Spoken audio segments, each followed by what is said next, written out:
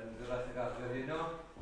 Mae wythnos gynadledd yn blannu yn nifer yn mynd i'r ysgrifft a wylio'r llyfr eraill, felly fydd na ddim gwrgwyddi nos Fawrth.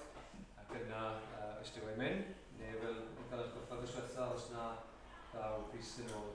Byddwn ni'n gwrdd ffos nesaf fan hyn yn ddwy oedfad arfer a Griff Davies sydd yn athro Gymraeg yn Gogledd a John Perry sydd yn hydweinidog yn Eglwys Rhydaman sydd yn cymryd y ddwy oedfa.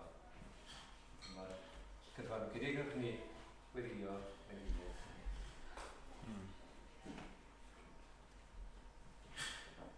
Diolch ti o ddiweddiad am bod y law di yn agored yn rhoi gymaint bethau da i ni.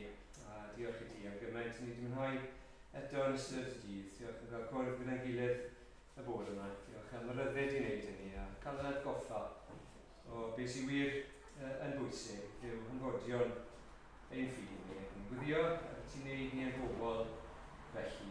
Ni yn bobl sydd yn drysori dair di, chwilio i dair di. Byddai wir yn fwy gwerthfawr yn dim byd arall. A bod ni'n seilio ein bywyd ar yr hyn wyt ti yn dweud wrthyn ni. Rwy'n yr oedfa mae ti'n awd. Ni agor y gair gyda'i gilydd. Ni Emyr sfonio'r gair. Fydden ni wrth ein bodd. Wrth iddo gael ei ddarllen i. Ac gwyddio fydden ni'n deall rhywbeth mewn goleuni newydd. Mewn ffordd bydd yn peri ni ddoli di. Yn well. A gyda mwy o angerdd, mwy o ddiolchgarwch. Diolch i ti cael atgoffa am y groes. Mae dyna yr unig obeth sydd gyda ni, dyna'r hawl sydd gyda ni, ddod i dy bresenoldeb di, oherwydd bod yr agor Iesu wedi talu y ddyled yna, fel bod ni'n gallu bod yn iawn ac yn cymodi gyda ti. O, diolch i ti. Bod yr agor Iesu yn fyw ac yn eirio drosod, a gwna ni yn bobl sydd eisiau rannu y trysor yma, yn gwneud cadw fe i ni yn hun. Gwyddio o arglwydd sy'n holl had sydd wedi hannu yn ystod yr wythnos diwetha, wythnos sydd o blaen ni, fydd am holl gwersyllioedd y cenedlaethau. Gwyddio arglwydd, byddwn ni'n clywed am ffrwyth, yn ystod y blynyddoedd sydd wedi dod. Clywed yn rhaid dod, wedi dod, i gredu ac i ymddiried yn yr agor Iesu Grist. Gyda ni nawr yn yr oedfa ni, yn fodol bod ni'n boeth, ni felly wedi'n blino, helpa ni i gael y bwyntio, helpa ni dy ddoli di, a dy gamol di, bydd gyda ni, gyda Emyr nawr, a derbyn ni yn enw Iesu Grist. Amen. Amen. Diolch Dewi. Mae'r tywydd yn boeth iawn, mae'n llethol. Os i chi ar rhyw bwynt angen mynd i nôl dŵr neu rhywbeth o'r cefn, bydd ni'n deall yn iawn. Ond nhw'n ni gannu dyn gilydd. Nhw'n ni foli Duw trwy gannu rhif 1 yn yr atodiad yn gyntaf. Am i ti gofio amdana i fi, wrth fynd i farw ar y bryn, a maddau mai, fy Iesu gwyn byth garaf di. Byth garaf di. Ac ymlaen, nhw'n ni sefyll i gannu mawd yn gilydd. Pray.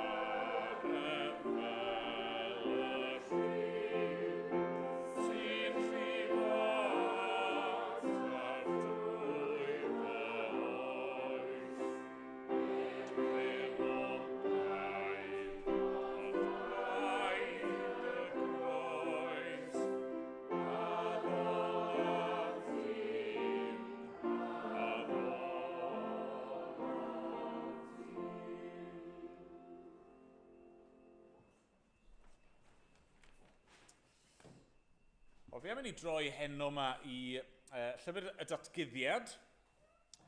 Llyfr Datguddiad Ioan. A pennod 2. Nawr, bore yma, os nagwch chi gyda ni, o'n i'n edrych bore yma'n 1 Corinthiad pennod 15, lle mae Paul yn sôn am rai o'r pethau cyntaf, y pethau canolog, y pethau hanfodol i'r ffydd Gristnogol, i'r efengyl. Oedd e'n sôn fyna am y pwyslais yma ar y gair, ar ysgrythyrau, y pwyslais ar Grist a'i farwolaeth dros ein pechod ni, yn sôn am atgyfodiad yr arglwydd Iesu Grist ac yna'n sôn am ein gweithgarwch ni, bod ni'n gweithredu ar y pethau hyn. A mae'r pethau yna i gyd yn bwysig, maen nhw'n nodweddion pwysig.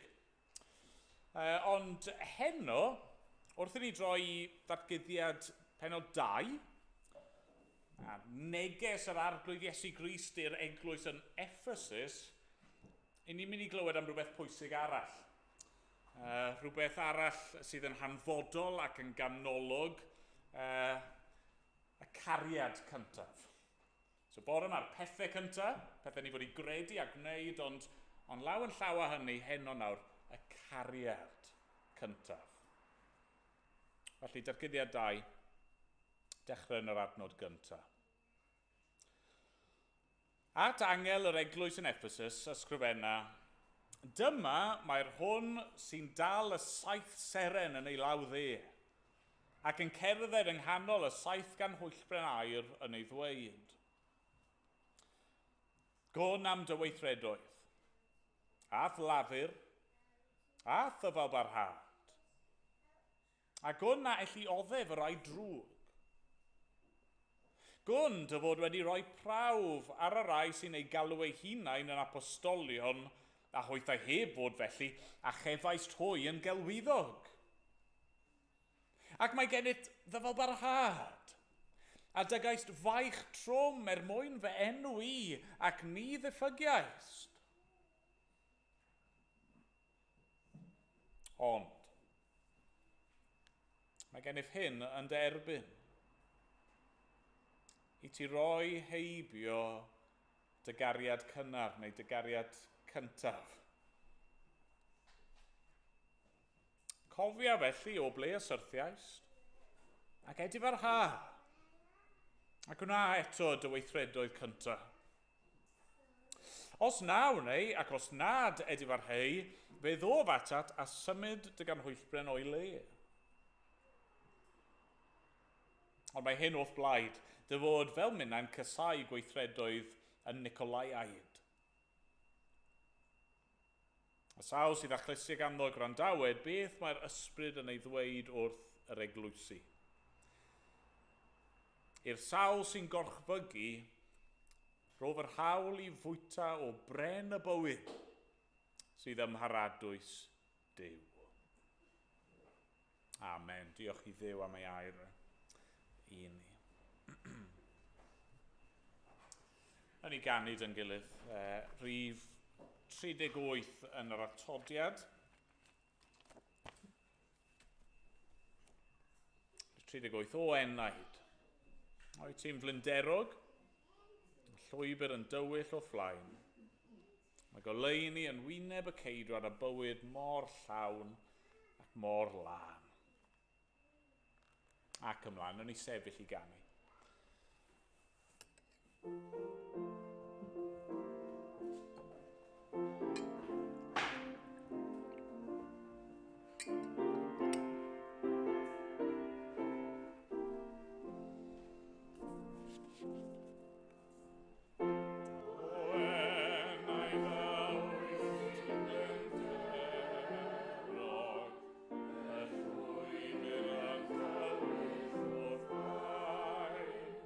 Mae goleuni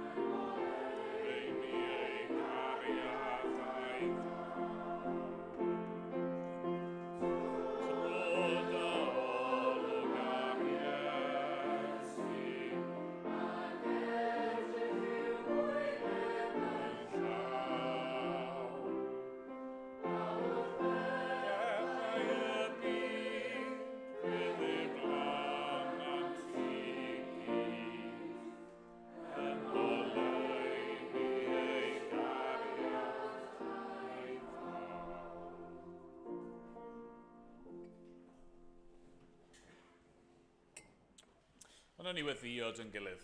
O'n i droi at yr arglwydd mewn gweddi. O arglwydd, mae'r geiriau ni wedi canu gyda'n gilydd heno. Ffaith bod ni'n sychedig ac ffaith bod ni'n flinderog arglwydd. Mae hynny falle'n disgrifio'n sefyllfa ni yn gorfforol arglwydd. Bod ni yn boeth a bod ni wedi blino ag arglwydd, felly ni eisiau gweddio yn syth am dy gymorth di, am dy help di.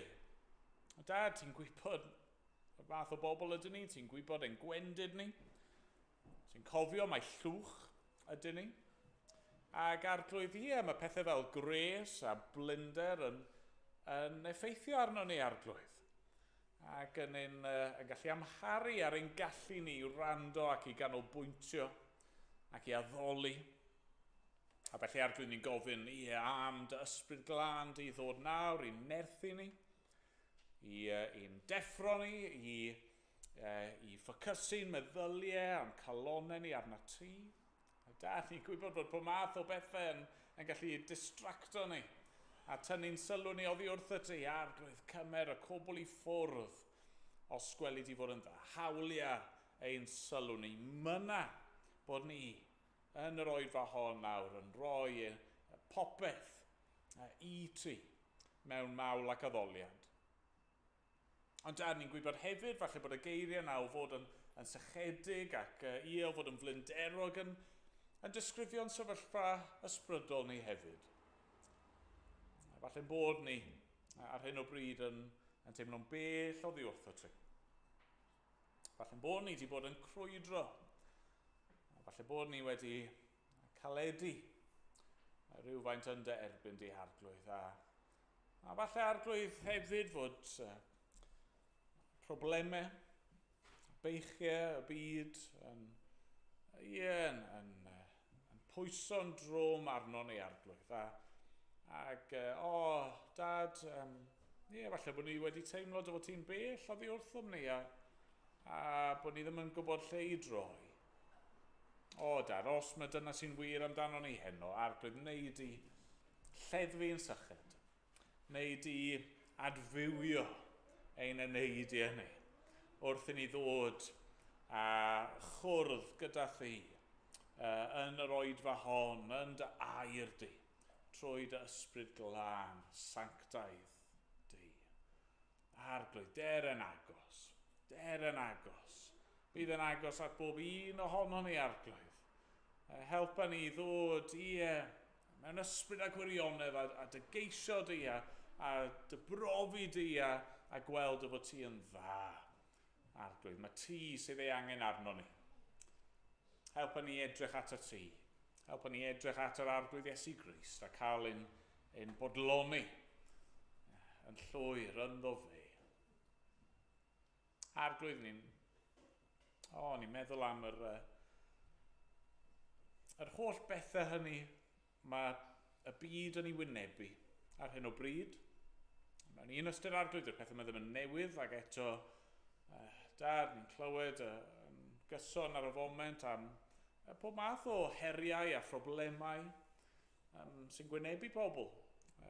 Arglwydd, rai yn stryglo i gael digon o fwyd i gynnal ei hunan a costau pethau'n cynyddu a mae'n anodd falle i brynu'r hyn sydd ei angen.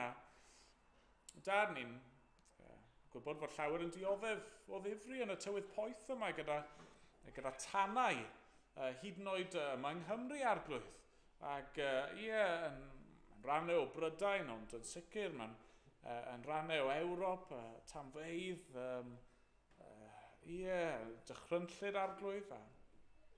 Ni'n gwybod fod newid hinsawdd yn achosi pryder i lawer arglwydd. Ni'n gwybod ar y foment bod rhyfel yn parhau yn Ukraine arglwydd. Ni'n gwybod am man eraill o'r byd lle mae yna densiynau mawr, Taiwan a China ac arglwydd yn Yemen Arglwydd, ni'n meddwl am rannau o'r byd lle mae yna rhyw wrthdaro, ac arglwydd. Arglwydd i ni ddim yn gwybod sut mae pobl yn gallu gwynebu'r pethau yma hebddo ti. A heb dy fod ti yn gysur. Heb dy fod ti yn graig ac yn noddfa iddyn nhw. A da ni'n cyflwyno'n byd ni ac yn gweddio, neu di ymyrryd, yn gweddio neu di arwain llywodraethau'r byd i wneud penderfyniadau a chreu polisïau da a doeth a chyfiawn. Ni'n gweddio, neu di dostyrio, neu di amddiffyn y bobl hynny sydd mwyaf anghennus, y bobl hynny sydd mwyaf bregus ar hyn o bryd. Arglwydd bydd drigaro wrth ein byd ni. Ond ni newydd ganu hefyd bod y byd yma'n marw. Mae'r byd yma efo problem dyfnach, problem pechod, problem bod yn ddieithriad i ti.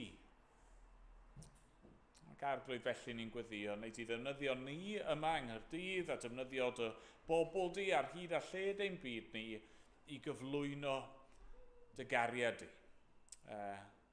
i'r byd anghennus yma. Arglwydd, helpa ni yn hyn. A wrth i ni droi at yr rhan yma o dy air di nawr, ein gweddi mawr ni, yn ei di llenwi ni ath gariad di. Arglwydd. Os oes rhywun yma sydd wedi pellhau, rhywun lle mae cariad nhw fel petai wedi oeri, fel oedd yn wir am yr effesied. Arglwydd, tania'n calonau ni. Sgweli di fod yn dda, yma nawr, yn yr oedfa hon. Derbyn ni felly. Derbyn ni mawl ni am diolch. Bydd gyda ni. Amen bod ni'n gofyn yn enw ac yn heiddiant yr arglwydd Iesu Grist. Amen. Amen. Ganon ni emyn arall. Rhif 480.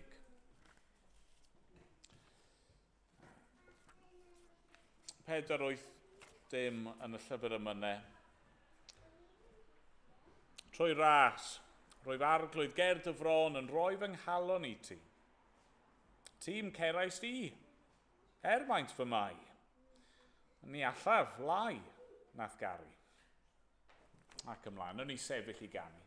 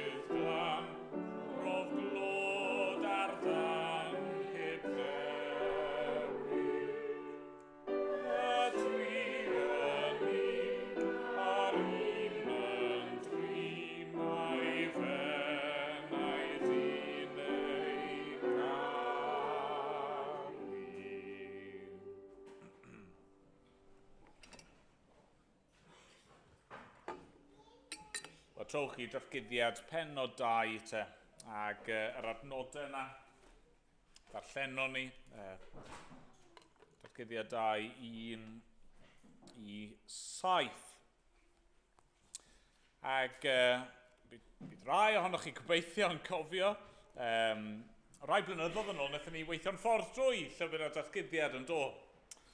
Ac wrth i ni gyrraedd yr adran yma, tua dechrau'r llyfr, mae yna adran yn does lle mae'r arglwydd Iesu Grist yn anfon negeseuon, fel petai'n anfon llythyrau i 7 o eglwysu y cyfnod. Ac fi'n cofio wrth i ni weithio trwy'r adran, wythnos i wythnos, wrth i ni edrych ar bob neges, bob llythyr yn ei tro, fi'n cofio gofyn y cwestiwn, pa un o'r ein sydd agosau i ni?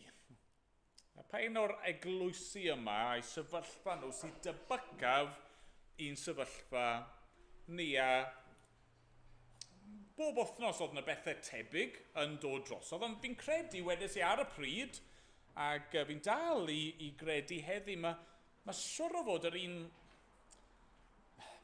un sy'n taro rhyw tant gyda fi. Yr un fi'n teimlo sy'n disgrifio, falle'n sefyllfa ni fel eglwys, neu'r eglwys yma yng Nghymru, agosa te yw y neges yma i'r eglwys yn Ephesus. Ond y lot o bethau da. Lot o bethau canmoladwy am yr eglwys yn Ephesus. A mae'r arglwydd Iesu Grist yn gwybod hynny. Mae'n dweud yn dydi, gwn am dy weithredoedd. Gwn na elli o ddifyrau drwg. Gwn dyfod. Hynny mae'n gwybod y pethau cadarnhaol yna am yr eglwys. Fel eglwys, roedden nhw yn ddiwinyddol gywir. Iawn. Oedd e'n bwysig iddyn nhw i gredu y pethau cywir, i gredu y pethau iawn. Ni'n clywed hynny amdano nhw, bod nhw'n gosod pethau ar brawf. Bod nhw ddim jyst yn derbyn unrhyw un oedd yn dod i'w plith nhw ac yn dysgu pethau, yn hawlio i fod yn apostolion. Na, fel clywon ni bore yma, nhw'n profi'r pethau yma yn ôl y gair, yn ôl y traddodiad. Oedd yr eglwys yn Ephesus yn eglwys gweithgar. Ond nhw'n ymroddedig, ond nhw ddim yn ddiog, ond nhw'n brysur. Ond nhw'n gweithio.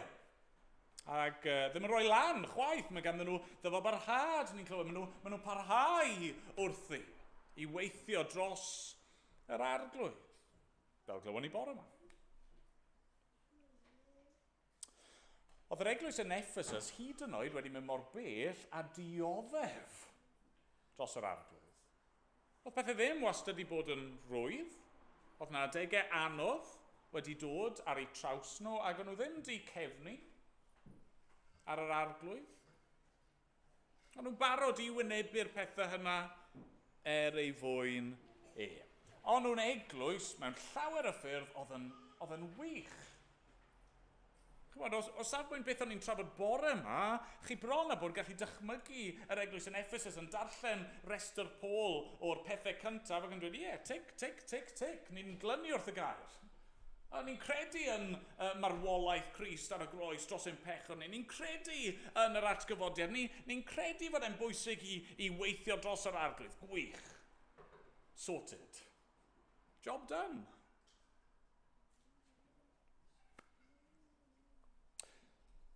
Ond wrth gwrs, roedd na rhywbeth o ddim yn iawn yn yr eglwys yn Ephesus. Rhywbeth oedd ar goll. Rhywbeth allweddol.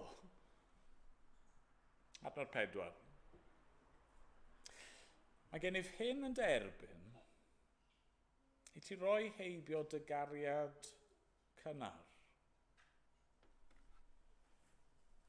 Dyn nhw'r holl bethau da yma, pethau yn wych ac yn heiddi canmoliaeth, ac eto mae yna rhyw sbarc wedi cael ei cholli. A beth sy'n dod drosodd fan hyn yn y neges ar Ephesus yw heb y sbarc yma. Heb yn nhw'n gwneud y pethau yma o waelod i calonau ac o gariad angerddol dros yr arglwydd, dyw popeth ddim yn iawn. Mewn ffordd, oedd yr eglwys yn Ephesus yn cadarnhau beth oedd Paul wedi rybuddio'r Corinthiaid. Dwi'n cofio yn 1 Corinthiaid pennod 13. Paul yn rybuddio fyna os llyfaraf a thafodau mewn drolion ac angylion a heb fod gennyf gariad, efydd swnllyd ydoedd neu symbol a flafar. Os oes gennyf ddawn proffwydo, ac os oedd yn gwybod y dirgelion i gyd a phob gwybodaeth, os oes gennyf gymaint o ffydd nes gallu symud mynyddoedd a heb fod gennyf gariad, nid oedd ddim. Os roedd fy holl feddiannau i borthi eraill, ac os roedd fy nghorff yn aberth, a hynny er mwyn ymffrostio a heb fod gennyf gariad. Ni wna hyn ddim lles i mi. Mae'n ymddangos yn Ephesus fod y mis Mel, yr honeymoon period yna, wedi gorffen. Oedd yr allanolion dal i fod yno. Os o'ch chi tu allan ac yn edrych i fewn, falle bod y popeth wedi ymddangos yn hollol iawn, ond mae'r arglwydd Iesu yn edrych yn ddyfnach, mae'n edrych ar y galon, a mae'n gweld fod yna rhywbeth ar goll. Rhyw dan. Yn y sioe gerdd enwog, The Fiddler on the Roof. So, faint o'n chi sydd wedi gweld y sioe gerdd, neu gweld y ffilm ohono fe. A mae'n stori, o'n i ddim yn cofio hyn, ond stori am deulu sy'n byw yn Ukraine yw hi. Pentre Iddewig yn Ukraine. Am yr prif gymeriad, Tefie, yn canu can i'w wraig yn y ffilm yma. Y gan yw Do You Love Me? Mae'n eisiau gwybod, ydy wraig yn ei gario? Falle bod chi'n meddwl, mae'n gwestiwn od, nag yw e? Nag yw'n amlwg bod ei wraig yn ei gario, byddwch chi'n gobeithio. A mae'r wraig yn ateb, mae hi'n canu, na i ddim canu i chi, ond mae hi'n canu hyn. For 25 years I've washed your clothes, cooked your meals, cleaned your house, given you children, milked the cow. After 25 years, why talk about love right now? Ac yna mae e'n dod nôl wrth gwrs yn gweud, well, yes, but do you love me? Falle bod yna'n swnio'n gyfarwydd i chi. Falle bod yn disgrifio'n sefyllfa ni. Ie, falle am 25 o flynyddoedd. Falle hirach na hynny, falle ddim mor hir, ond am flynyddoedd i chi wedi bod yn credu ac yn glynu wrth yr gwirioneddau yma, ac yn trio bod yn ofalus i beidio gwyro neu peidio credu pethau sydd yn mynd yn erbyn gair Duw, a chi wedi bod yn weithgar dros yr arglwydd, yn trial ymroi i fywyd yr eglwys ac yn ceisio hyd yn oed rannu'r efengyl gyda'r eraill, a chi falle dioddau oherwydd eich ffydd chi. Falle bod wedi costio i chi efo'ch teulu chi, neu yn y gwaith, neu lle bynnag. Ac eto, os chi'n onest, bod yr allanolion yna, yn eich calon, chi'n teimlo yn ymwybodol bod y tân yna di llosgi lawr yn isel, di oeri.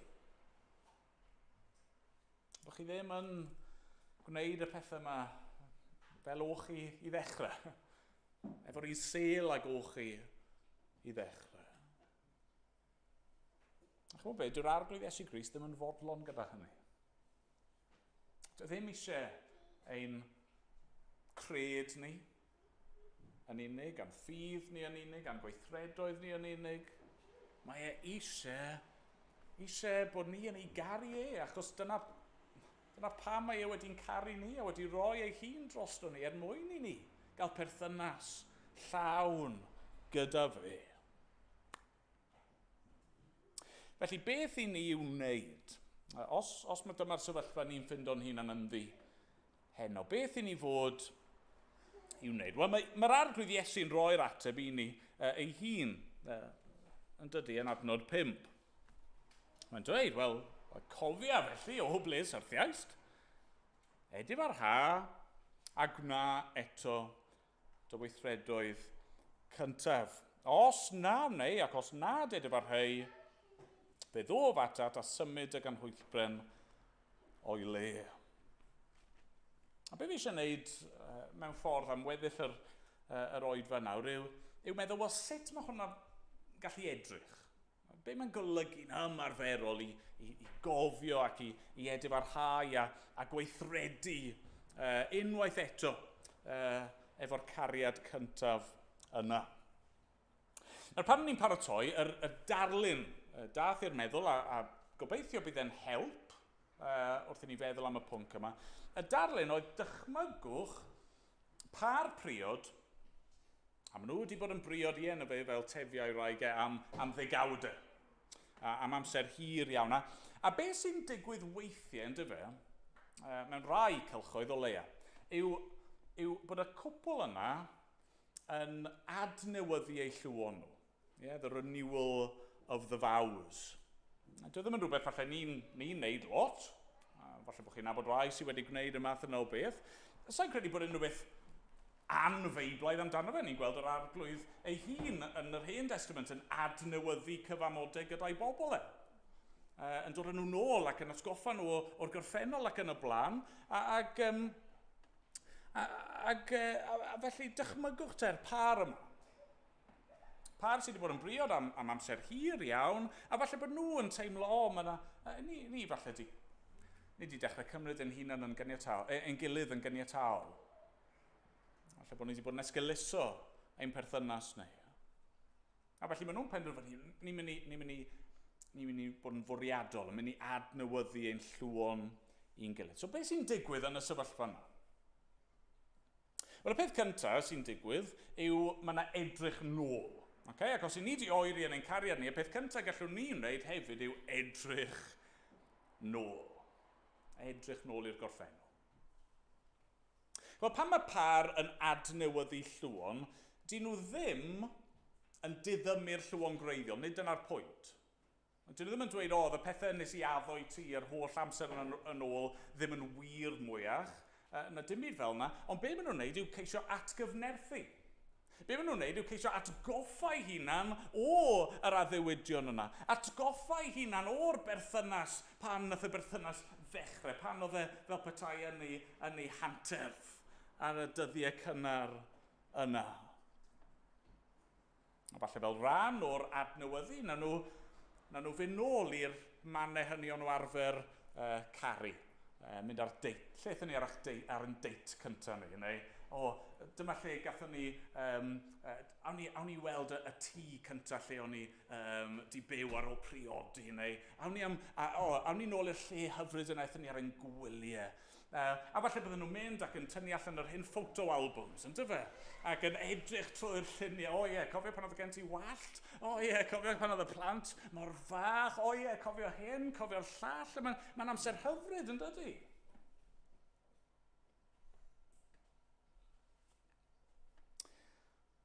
Os yw'n cariad ni at yr arglwydd wedi oeri, un o'r pethau cyntaf gallwn ni wneud yw edrych nôl.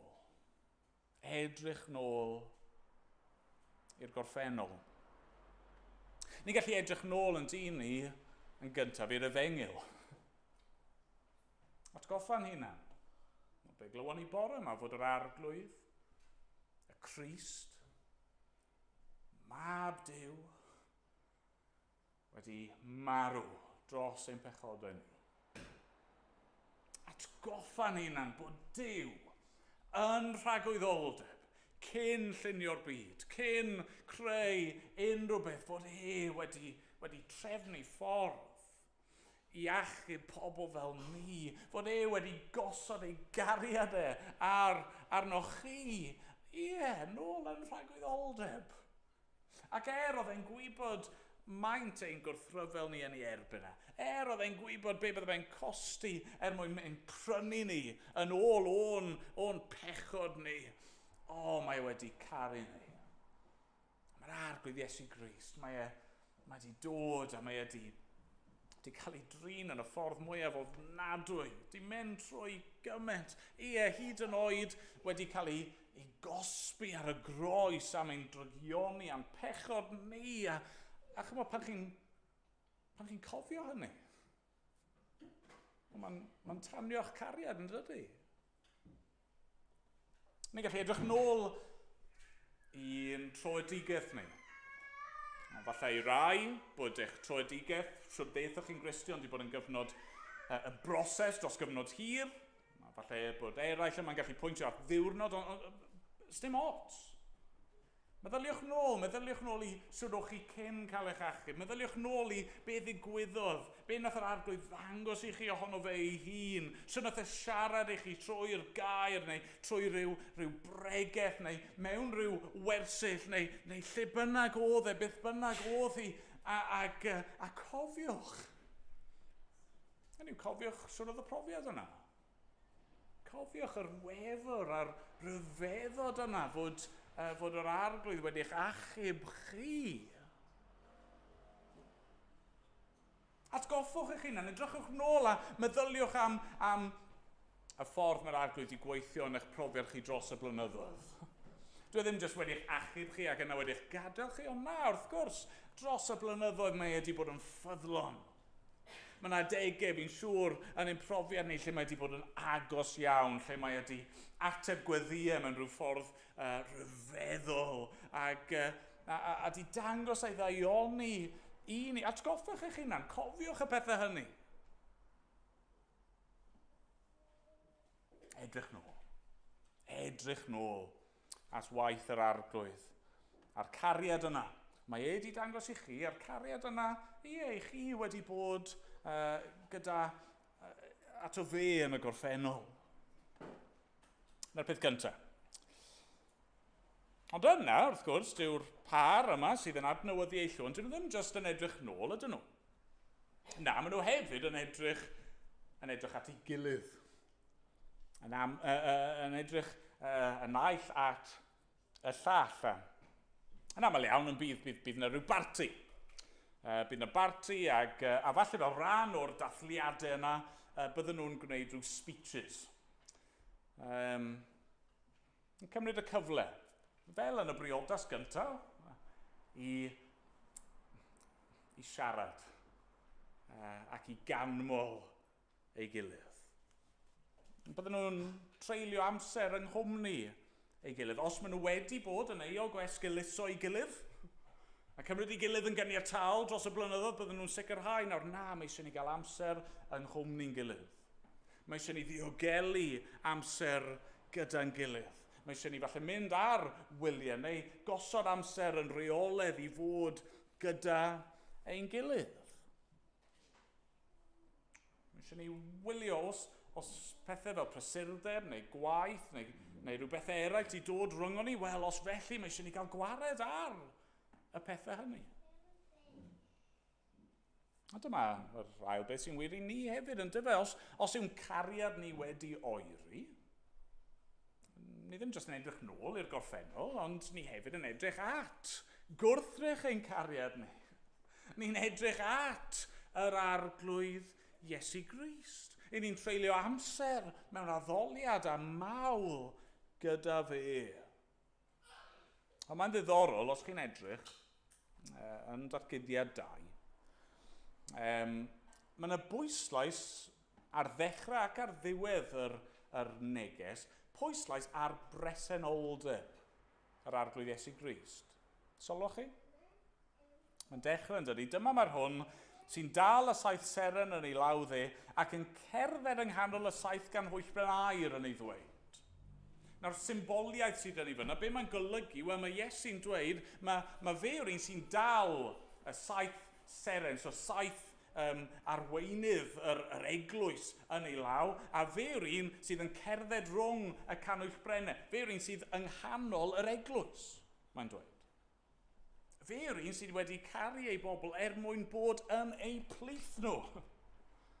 Mwyn i'w oleini i ddisgleirio arnyn nhw ac iddyn nhw mwynhau bywyd yn ei oleini Ac yna ar ddiwedd y neges, mae'n dweud i'r sawl sy'n gorchfygu, roedd yr hawl i fwyta o bren y bywyd sydd ymharadwys Duw. Lle ni wedi clywed o'r blaen am pren y bywyd ymharadwys Duw? Wel, yng Nghaerdydd, wrth gwrs.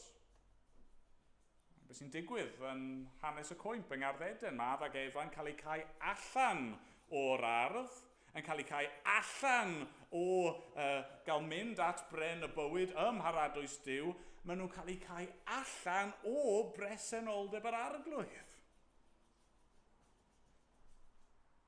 A felly, mae fel beta'r arglwydd yn pwysleisio, ceisiwch fi, nesewch ato fi, dychwelwch ato fi. Peidiwch canolbwyntio yn unig ar athrawiaeth a diwinyddiaeth a yr hyn mae'r Beibl yn ei ddysgu. Peidiwch canolbwyntio'n unig ar yr hyn i chi yn ei wneud, eich gweithredu. Mae'r pethau yn bwysig, ond maen nhw angen bod wedi clymu gyda cariad. Mae angen i chi fod yn credu'r pethau yma ac yn ceisio'r pethau yma ac yn gwneud y pethau yma fy mwyn I, meddai Iesu.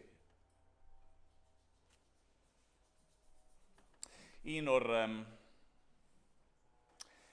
heriau mawr ni wedi cael dros yr blynyddoedd diwetha, wrth byw trwy'r pandemig yma, wrth byw trwy cyfnodau clo, oedd bod ni wedi cael ein rwystro yn do.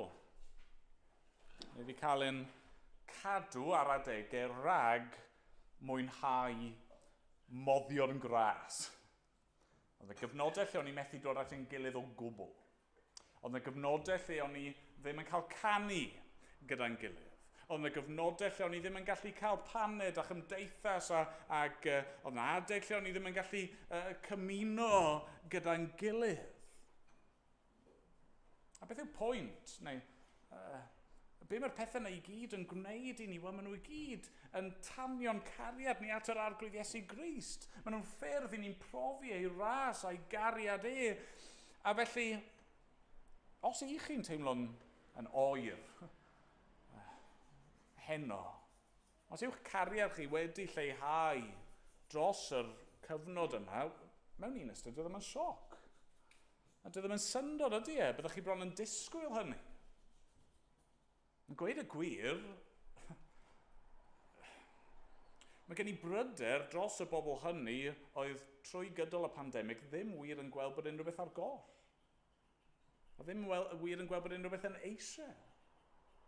Wrth gwrs bod ni methu cario ymlaen fel hynny. Ni angen bod gyda'n gilydd, I ni angen addoli gyda'n gilydd, I ni angen bod yng nghwm ni'n gilydd, I ni angen cymuno gyda'n gilydd, I ni angen gwrando ar air Duw a gweddio ar yr arglwydd gyda'n gilydd, achos dyma'r ffordd I ni'n mwynhau ac yn profi ei gariad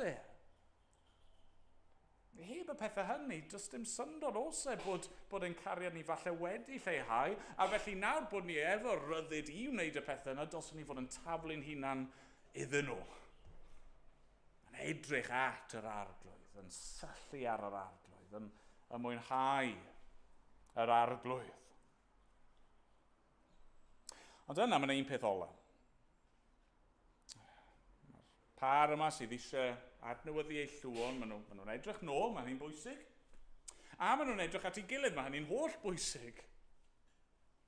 Ond maen nhw hefyd yn edrych allan. Wel, fod eu perthynas nhw, cariad nhw yn rhywbeth personol, yn rhywbeth mae'r ddau yn rannu, maen nhw hefyd, mae unrhyw berthynas iach yn cael ei rannu ag eraill.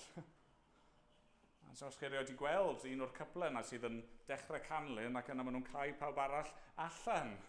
Ac dwi ddim yn iach. Dwi ddim yn iach. Mae perthnasau iach i'w rhannu ac i'w mwynhau gydag eraill. A felly os gennych chi gwbl sydd efo priodas iach a maen nhw eisiau adnewyddu'r llwon, be maen nhw'n mynd I wneud sydd o fod yw maen nhw'n mynd I gael parti mawr a maen nhw ddim jyst mynd I cael nwyll dau yna. Maen nhw'n mynd I wahodd gwahodd i teulu, gwahodd i ffrindiau, gwahodd y rheini sydd yn rhan o'r berthynas i ddod ac i fod yn dystion. Yna pam, wrth gwrs, dros y pandemig, oedd llawer y bobl yn gohirio cael priodas, achos o'n nhw ddim eisiau cael priodas efo 15 o bobl, neu hyd yn oed 30 o bobl, o'n nhw eisiau cael gymaint o bobl yna a phosib. Dyw cariad ddim yn gyflawn heb eraill yno i'w fwynhau ac i rannu ynddo fe. A mae hynny mor bwysig hefyd yn ein cariad ni at yr arglwydd. Wel, fi'n gofyn y cwestiwn, ni ddim yn gallu gweud wrth gwrs wrth edrych ar yr adran, ond fi yn holi'r cwestiwn, efe rhan o broblem yr effesid oedd bod nhw wedi colli eu brwdfrydedd nhw a'i sêl nhw yn efengylu. A o'n nhw wedi rhoi cymaint o bwyslais ar just credu'r pethau cywir a just gwneud y pethau cywir ac ffain gwynebu gwrthwynebiad ag erledigaeth, ond o'n nhw wedi colli falle y pwyslais a rannu'r cariad gydag eraill, a ddweud wrth eraill am yr arglwydd Iesu. Y reswm i'n holi'r cwestiwn yw achos mae hynny yn broblem mae cymaint o eglwysi yn ei wynebu. Ond trap mae gymaint o Gristnogion yn syrthio iddi. I ni eisiau credu'r pethau iawn, ni eisiau gwneud y pethau iawn, ni eisiau dilyn yr arglwydd beth bynnag mae'n costio, ond weithiau mae hynny'n gallu gwneud ni mor ynysig. A ni'n edrych i fewn yn hytrach na bod ni'n edrych allan. A chymod, pan ni'n stopio edrych allan, pan ni'n stopio chwilio am gyfleon i rannu'r efengyl, y canlyniad yw bod ein cariad ni yn lleihau. Mae yna ddyfyniad wedi rannu hwn, sawl gwaith dych chi, gan C.S. Lewis, yn siarad am hyn. Mae'n dweud, I think we delight to praise what we enjoy because the praise not merely expresses but completes the enjoyment. A mae'n ddyfyniad hyn, ddim darllen nawr, ewch chi edrych ala, mae'n sôn mwy am hyn, am sut mae rannu ein mwynhad ni gydag eraill fel tas fe'n cwblhau y mwynhad ac yn cynyddu y mwynhad.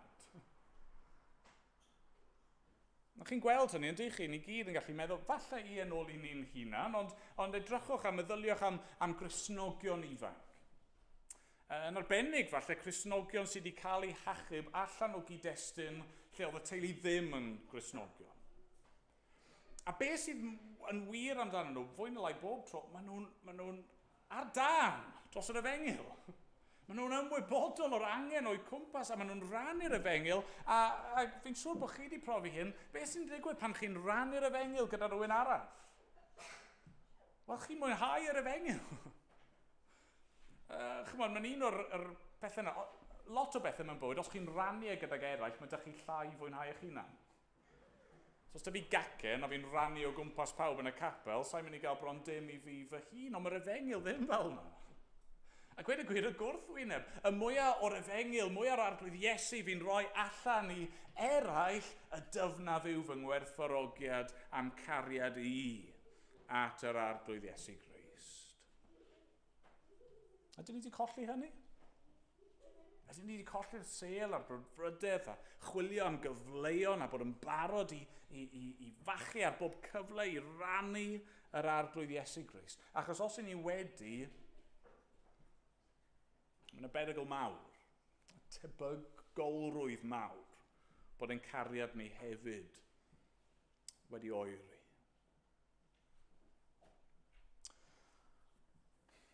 Bore yma, oedd rybydd difrifol gan Paul i'r Corinthiad. Oedd e'n dweud, os ych chi wedi colli gafel ar y pethau cyntaf yma, ofer yw eich ffydd chi. Yn ofer y credasoch, sori.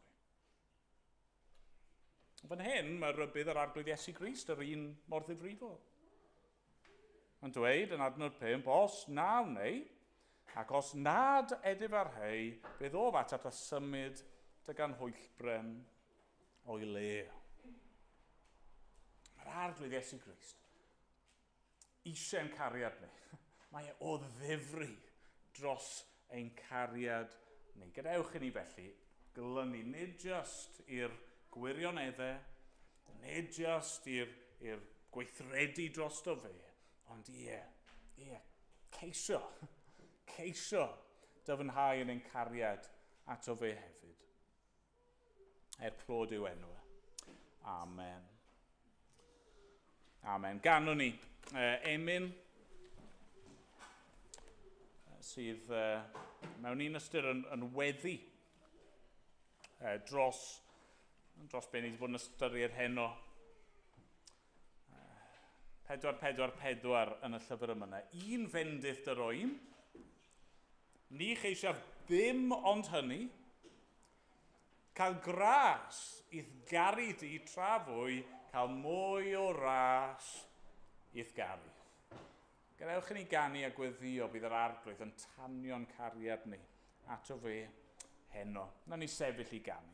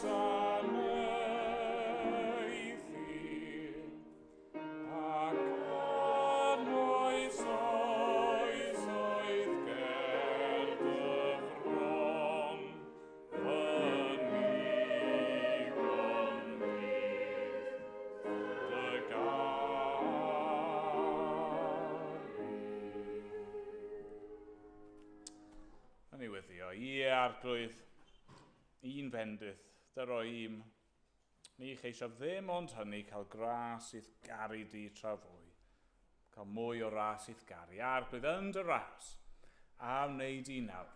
Siarad â ni, a wneud i nawr, enyn cariad yno ni, at ti dy hun. Arglwydd, dyma rwy ti'n ei heiddi, a dyma y peth gorau posib gallwn ni ei fwynhau. O arglwydd, bendithia ni felly, bob un. Amen bod ni'n gofyn yn enw ac yn heiddiant yr arglwydd Iesu Grist. Amen.